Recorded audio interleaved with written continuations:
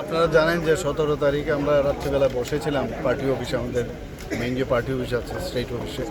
সেখানে আমরা বসার পর আমরা বিভিন্ন স্থানে আমাদের যারা লিডার্স আছে, মিনিস্টাররা আছেন, তাদের এক একটা টলি বানিয়েছিলাম যে সাউথে কে কে যাবে, গুমতিতে কে কে যাবে, ওয়েস্টে কে কে যাবে। তো সেইভাবে ওনারা কাজ করেছেন।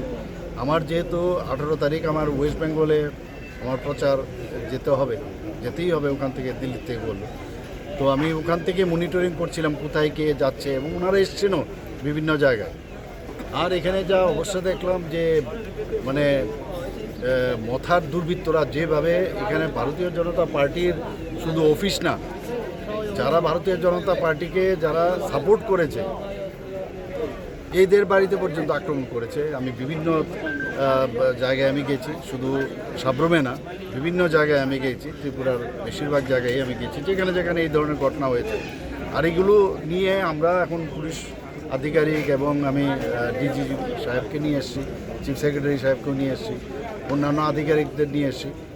আমি আবারও বলছি, বারবার একই কথা আমি বলতে চাই না, অ্যাকশন ইজ বেটার দেন ওয়ার্ডস। অ্যাকশনে দেখাবো আমরা কি করা যায়, আইনের শাসন আমরা প্রতিষ্ঠিত করবো এখানে। এইভাবে একটা রাজনীতির নাম দিয়ে যেভাবে ওরা এখানে দাঙ্গা লাগানোর চেষ্টা করছে, এটা কোনো অবস্থায় এটা হতে দেবো, পরিষ্কার। মনোবঙ্গলকে কি স্পেশাল কোনো ক্যাম্প বুঝবেন? এইগুলো করবে, যা যা করার পুলিশকে বলা হয়েছে। অনেকের নাম পাওয়া গেছে, কাউকে ছাড়া হবে না, এতটুকু আমি বলতে চাই।